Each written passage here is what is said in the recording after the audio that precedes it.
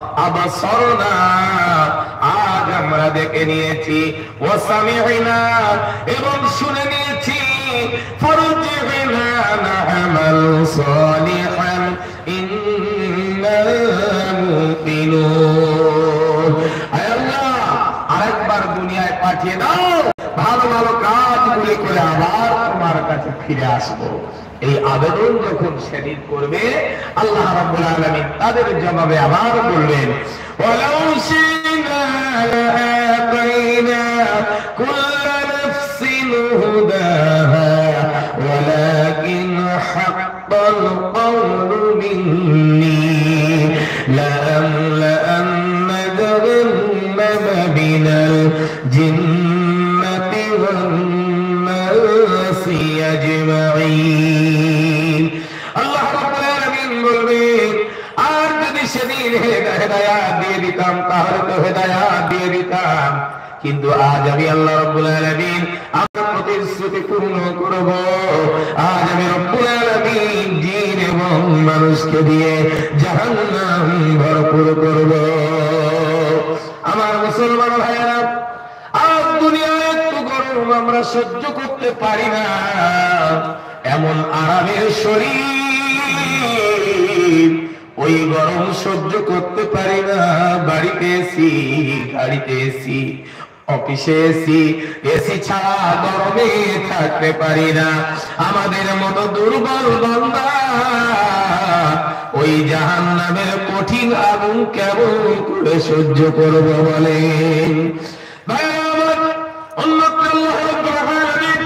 আমার বললেন, ওয়ামান আ'রাদা আন যিকরি ফাইন্না লাহু মাঈশাতান দানকা ওয়া নাহশুরুহু ইয়াওমাল কিয়ামাতি আ'মা। আল্লাহ রাব্বুল আলামিন বলবেন, আর যারা আমার নির্দেশ মান্য করবে, আমি আল্লাহ রাব্বুল আলামিন তাদের দুনিয়ার জীবনটা সংকীর্ণময় করে দেব। এখন বলেন, সংকীর্ণময় মানে কি? দুনিয়াটা একদম ছোট হয়ে যাবে, তাই নাকি? তাফসীরের মধ্যে বোঝানো হয়েছে, সংকীর্ণ অর্থ এটাই করেছে যে একটা মানুষের অর্থ, সম্পদ, বালা, বিল্ডিং সব থাকবে, এরপরে তার মনের মধ্যে যেন একটা অস্থিরতা গ্রাস করবে, মনের মধ্যে যেন কোনো শান্তি থাকবে না। আমাদের সমাজে অনেকে আছে না, দেখবেন ধনী প্রকৃতির মানুষ, তারা অনেক সময় ইমাম সাহেবের কাছে গিয়ে বলে, হুজুর এক কাজ করেন, আল্লাহ আমাকে কিছু অভাব দেয়নি, তবে আমার মনের মধ্যে যেন সুখ নেই, হুজুর একটা তাবিজ করে দেননি। বলে না, বলে না, মনে সুখ নেই, হুজুর একটা তাবিজ করে দেন। ইমাম সাহেব একটা তাবিজ করে দিলে মনে সুখ আসবে। এই তো অবস্থা, প্রিয় ভাইরা আমার। এরপরে শুধু তাই নয়, আল্লাহ রাব্বুল আলামিন বলেন, আর কিয়ামতের দিন আমি তাদেরকে অন্ধ করে ওঠাবো। যখন অন্ধ করে ওঠানো হবে, সেদিন আবার তারা বলবে, ক্বালা রাব্বি লিমা হাশারতানি আ'মা ওয়া ক্বাদ কুনতু বাসীরা। দুনিয়ায় চক্ষুষ্মান ছিলাম, আজ কেন আমাদেরকে অন্ধ করে উঠালে আল্লাহ? এই কথা বলার পরে আবার আল্লাহ রাব্বুল আলামিন তাদের জবাবে বলবে, ক্বালা কাযালিকা আতাতিকা আয়াতুনা ফানাসিতাহা ওয়া কাযালিকাল ইয়াওমা তুনসা। আল্লাহ রাব্বুল আলামিন বলবে, যখন আমার আয়াত এসেছিল সেদিন তোমরা আমার আয়াতকে ভুলেছিলে, সুতরাং আজ আমি আল্লাহ রাব্বুল আলামিন তেমনি তোমাদেরকে ভুলে গেলাম। ভাই আমার, কিয়ামতের দিন আল্লাহ রাব্বুল আলামিন যদি আমাদের মতো দুর্বল বান্দাদের ভুলে যায়, তাহলে আমাদের কপালটা ভালো হবে না খারাপ হবে গো? খারাপ হবে না? এই দুনিয়ায় আমরা আল্লাহ রাজি খুশি করার জন্য কিছুই করতে পারি না। দুনিয়ায় যত রকম অপকর্মের সঙ্গে লিপ্ত হয়ে যায়, অন্যায়ের সঙ্গে জড়িত হয়ে যায়, পাপের কাজে লিপ্ত হয়ে যায়, মুসলমান একবার ভাবি না যে আমরা একদিন এই দুনিয়া থেকে বিদায় নিয়ে কবরের বাসিন্দা হয়ে যাব। সুতরাং এই দুনিয়ায় আমাকে মুসাফিরের মতো জীবন যাপন করতে হবে। এই দুনিয়াতে আমাকে আল্লাহকে রাজি খুশি করে দুনিয়া থেকে বিদায় নিতে হবে। এই চিন্তা যদি করি, আল্লাহর কসম, আমার তো মনে হয় রাতের ঘুম হারাম হয়ে যাবে যদি একটাবার মনে করি যে আল্লাহ, একদিন আমাদের ওই মাটির ঘর, ছোট্ট ঘর, পোকামাকড়ের ঘরে আমাদের শুতে হবে। আল্লাহ, একদিন আমরা বিদায় নেব। এই চিন্তা যদি আমরা করি, তাহলে আমার তো মনে হয় আমাদের দ্বারা কোনো অন্যায় কাজ হবে বলে মনে হয় না। আমাদের মনে হবে আল্লাহ, যতদিন দুনিয়ায় থাকি, আল্লাহ যেন তোমাকে রাজি খুশি করতে পারি এমন কিছু কাজ আল্লাহ তুমি আমাদের দ্বারাই করিয়ে দিও। এই চিন্তা হবে না? আসলে আল্লাহর প্রেমের সাগরে যারা ডুব দিয়েছিল, তারা তো দুনিয়াতে আল্লাহ ছাড়া আর কিছুই চেনেনি, ঠিক না? আমরা তো দুনিয়ামুখী হওয়ার কারণে আমরা আল্লাহকে ভুলে গিয়েছি। আল্লামা শিবলি নোমানী রহমাতুল্লাহি আলাইহি, নাম শুনেছেন না? মস্ত বড় আল্লাহর ওলি, নাম আল্লামা শিবলি নোমানী রহমাতুল্লাহি আলাইহি। তিনি একটা আরবি কবিতা লিখেছে, ইয়া আইয়ুহাস সাইয়্যিদুল কারীম হুব্বুকা বাইনাল হাসামুকিন। হে আমার মহান দয়ালু দাতা, তোমার ভালোবাসা আমার অন্তরে বদ্ধমূল হয়ে গিয়েছে। বলেন সুবহানাল্লাহ। ইয়া রাফিআন নাওফিআন জুফুনি আনতা বিমা মাররা বি আলাইহিম। হে আমার আখি যুগল থেকে ঘুম হরণকারী, আমি যে কিরূপ অস্থির চিত্তে জীবন কাটাচ্ছি তা তুমি অতি উত্তম রূপে অবহিত রয়েছো। প্রিয় ভাইরা আমার, এটাই হলো আল্লাহ ওয়ালাদের কথা। যারা আল্লাহর প্রেমের সাগরে ডুব দিয়েছে তাদের কথা এটাই। প্রিয় ভাইরা আমার, আজকের যে কঠিন পরিস্থিতিতে আমরা দাঁড়িয়ে আছি, এই কঠিন পরিস্থিতির মধ্য দিয়ে এখনো যদি আমরা আল্লাহকে ভুলে থাকি, আমাদের কি একটাবারের জন্য মনে হয় না যে একদিন আমাদের মৃত্যু মুখে পতিত হতেই হবে, একদিন আমাদেরকে চলে যেতে হবে? আসলে এখন সমাজে আর একটা সিস্টেম চালু হয়েছে, আপনাদের একটু বলি। আমাদের এলাকায়, কলকাতা এলাকায় দেখেছিলাম, আমরা ছোটবেলায় দেখেছিলাম, একটু কিছু হলে বাড়িতে বাড়িতে দোয়ার মজলিস হতো।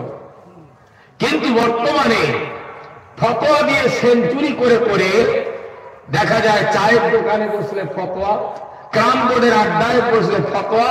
এই ফতোয়া দিয়ে দিয়ে এমন হয়ে গিয়েছে, এটা করা বেদাত, ওটা করা বেদাত, এই বেদাত বেদাত করে ফতোয়া দিয়ে দিয়ে এ সব উঠে গিয়েছে।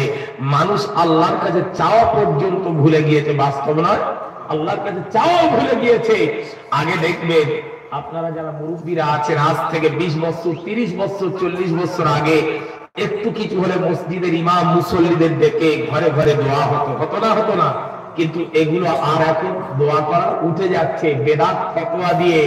এক শ্রেণীর মানুষ আছে, তাদের মুখের ভাষা হলো জয়ীফ হাদিস, আর এক শ্রেণীর মানুষ আছে, তাদের মুখের ভাষা হলো বেদাত বেদাত। এই করে করে সর্বনাশ করে দেওয়া হচ্ছে।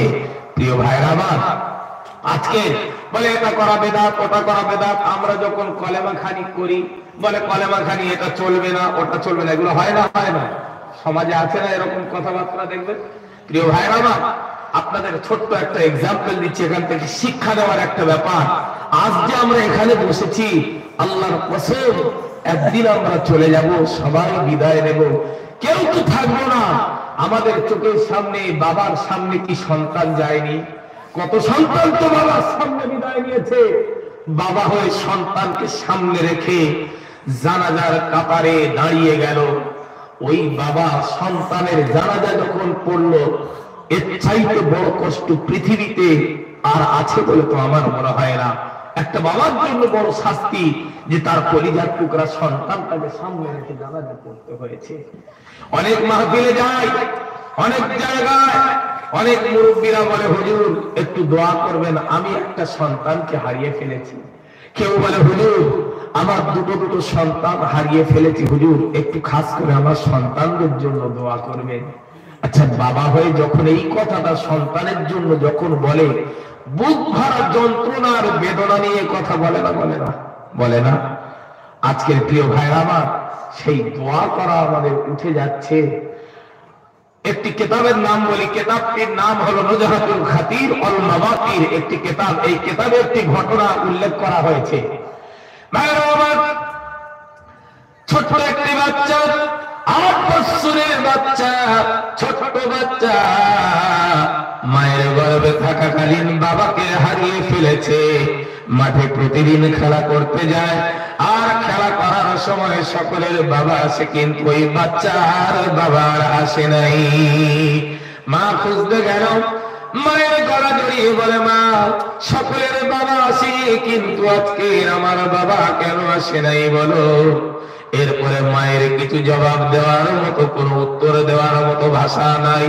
মা সন্তানকে নিয়ে বাড়ি চলে আসে। বাড়ি আসার পরে বাচ্চার করুণ কথা শুনে মায়ের চোখে পানি এসে যায়। মায়ের চোখে পানি দেখে সন্তান বলে, মা আমার কথায় কি আপনি কোনো কষ্ট পেয়েছেন? মা এমন করে কেন আপনি ক্রন্দন করছেন বলুন মা। মা বলে, বাবা কেমন করে তোর আব্বা আজ পরিচয় দেব বল। বাবা তুই আমার গর্ভে যখন ছিলি, তোর বাবা দুনিয়া থেকে চিরজীবনের মতো বিদায় নিয়েছে। এই কথা বলার পর বাচ্চা বলে, মা আমার আব্বার কবরটা ছেড়ে দেখিয়ে দাও, কোথায় আমার আব্বা ঘুমিয়ে আছে। এই কথা বলার পরে বাচ্চা আবার বলল, মা আমার বাবার কবরের কাছে দাঁড়িয়ে আমি বাবা বাবা করে চিৎকার করে ডাকবো, হয়তো আমার বাবা আমার ডাক শুনে কবর থেকে উঠে আসবে। আমার বাবার গলা জড়িয়ে ধরে বাবার মুখে দুটো চুম্বন দিয়ে বাবা বলার স্বাদ মিটিয়ে নেব। মা বাচ্চাকে দেখিয়ে দিল। বাচ্চা সকাল থেকে বাবার কবরের কাছে দাঁড়িয়ে বাবা বাবা বলে চিৎকার দিয়ে ডাকতে লাগলো। বাবা কোনো সাড়া দেয় নাই। ঠিক এমন সময় জুনায়েদ বাগদাদী রাহমাতুল্লাহি আলাইহি গ্রাম্য রাস্তা দিয়ে যখন যেতেছেন, যাওয়ার সময় বাচ্চার এই দৃশ্য দেখে বাচ্চাকে বলছে, বাচ্চা তুমি বড় কিসের জন্য এই জায়গায় দাঁড়িয়ে এমন করে কেন কাঁদছো বলো। বাচ্চা বলল, জুনায়েদ গো এই জায়গায় এই জন্য আমি ক্রন্দন করছি, আমার বাবাকে আমি চোখে দেখি নাই, আমার বাবাকে আমি কোনদিনের জন্য চোখে দেখি নাই। আমি আমার মায়ের গর্ভে থাকাকালীন বাবাকে হারিয়ে ফেলেছি। আজ আমার বাবা এই জায়গায় কবরে শুয়ে আছে। ও জুনায়েদ গো সকাল থেকে আমার বাবাকে চিৎকার দিয়ে বাবা বাবা বলে ডাক দিচ্ছে, কিন্তু আমার বাবা এত নির্দয় হয়ে গিয়েছে, আমার বাবা তো কসার হয়ে গিয়েছে, এত নিষ্ঠুর হয়ে গিয়েছে যে আমার ডাকে সাড়া দেয় না। আমার মনের বড় শখ ছিল আমার বাবার গলা জড়িয়ে ধরে দুটো চুম্বন দিয়ে বাবা বাবা বলার স্বাদ মিটিয়ে নেব। জুনায়েদ এই কথা শোনার পরে হযরত জুনায়েদ বাগদাদী রাহমাতুল্লাহি আলাইহি তার চোখ দিয়ে পানি আসছে। এরপরে বাচ্চা বলল, জুনায়েদ গো আমার কান্নার কারণ জিজ্ঞাসা করলেন, কিন্তু এখন বলুন আপনি কিসের জন্য এমন করে কাঁদছেন বলুন। জুনায়েদকে যখন জিজ্ঞাসা করছে, জুনায়েদ আপনি কিসের জন্য কাঁদছেন, আমার কান্নার কারণ জিজ্ঞাসা করলেন। এরপরে জুনায়েদ বললেন, হযরত জুনায়েদ বললেন, ওরে বাচ্চা আমি কিসের জন্য আজকের কাছে চোখের পানি ফেলছি বাচ্চা, 3 দিন পরে আমি তোমাকে জবাব দেব। এরপরে জুনায়েদ বাগদাদী রাহমাতুল্লাহি আলাইহি তিনি বাড়ি চলে গেলেন। বাড়ি যাওয়ার পরে 3 দিন ধরে 70,000 বার কলেমা শরীফ পাঠ করলেন। কলেমা শরীফ পাঠ করার পরে এরপরে বাচ্চার মনে হয়ে গেল আজ তো 3 দিন হয়ে গেল জুনায়েদের জবাব দেওয়ার দিন। বাচ্চা চলে গেল জুনায়েদের বাড়ির সামনে। ও জুনায়েদ গো আজ তোমার ঘরে থাকার সময় নয়, আজকে তো তোমার জবাব দেওয়ার দিন। হযরত জুনায়েদ বাড়ি বেরিয়ে এসে বাচ্চার হাত ধরে নিয়ে বাচ্চাকে বলছিল, বাচ্চা চলো তোমার বাবার কবরের কাছে গিয়ে তোমার বাবার জন্য একটু দোয়া করা লাগবে। এরপরে বলবো আমি কিসের জন্য 3 দিন আগে কেঁদেছিলাম। আমার ভাইরা এরপর কবরের কাছে দাঁড়িয়ে জুনায়েদ বাগদাদী রাহমাতুল্লাহি আলাইহি দোয়া করলেন। দোয়া করার পরে এরপরে জুনায়েদ বাগদাদী রাহমাতুল্লাহি আলাইহি তার মুখে হাসি ফুটেছে, বলেন সুবহানাল্লাহ। বাচ্চা বলল, জুনায়েদ তিন দিন আগে কিসের জন্য কেঁদেছিলে, আর আজকের দোয়া করার পরে জুনায়েদ কিসের জন্য হেসেছো বলো? হযরত জুনায়েদ বাগদাদী রাহমাতুল্লাহি আলাইহি বলে, বাচ্চা, 3 দিন আগে তোমার করুণ কান্না শুনে, তোমার করুণ কথা শুনে আমি জুনায়েদ মুরাকাবা করে দেখলাম তোমার আব্বা কবরে বড় শাস্তিতে আছে। এই জন্য আমি জুনায়েদ আমার চোখ থেকে পানি এসে গিয়েছিল। আজ 3 দিন ধরে 70,000 বার কলেমা শরীফ যখন পাঠ করলাম, পাঠ করার পরে আমি তোমার বাবার কবরের কাছে দাঁড়িয়ে দোয়া করলাম। দোয়া করার পরে মুরাকাবা করে দেখলাম তোমার আব্বা কবরে বড় শান্তিতে আছে। জোরে বলেন সুবহানাল্লাহ। বলে, বাচ্চা, এই জন্য আমি জুনায়েদ আজকে হাসছি। বর্তমানে কাঁদার সন্তান কি পাওয়া যায় বলেন? পাওয়া যায় না। কাঁদার সন্তান পাওয়া যায় না। গ্রামে একটা ফুটবল খেলা হচ্ছে, ক্রিকেট খেলা হচ্ছে, গ্রামে মান্যগণ্য ব্যক্তি আছে, এসে বলল, ভাই আপনার তো সমাজে একটা সুনাম আছে, তো আমাদের ক্রিকেট খেলার প্রথম পুরস্কারটা 6 ফুট আলমারি একটা পুরস্কার, এটা দিতে হবে। এ চিন্তা করলো, আচ্ছা ঠিক আছে দিয়ে দেবো। 6 ফুট আলমারি দিয়ে বলছে যেটা আমার বাবার স্মৃতির উদ্দেশ্যে। এখন বলেন, খেলার মাঠে বাবার স্মৃতির উদ্দেশ্যে, মায়ের স্মৃতির উদ্দেশ্যে যদি 6 ফুট আলমারি দেয়, মায়ের কবরে ধলাই হবে না, কি হবে? সব হবে বলে মনে হয়। কিন্তু যেখানে দেওয়ার দরকার সেখানে আমরা দিলাম না। আমরা অনেক সময় কি করি, মসজিদ মাদ্রাসা জলসার জন্য গিয়ে যদি বলি, চাচা 5,000 টাকা দিতে লাগবে জলসার জন্য, মসজিদের জন্য, মাদ্রাসার জন্য, বলে বাপ আল্লাহর কসমে বছর ব্যবসা ভালো হয়নি, দেখা যাবে সামনে বছর আসি। কি হয় না হয়?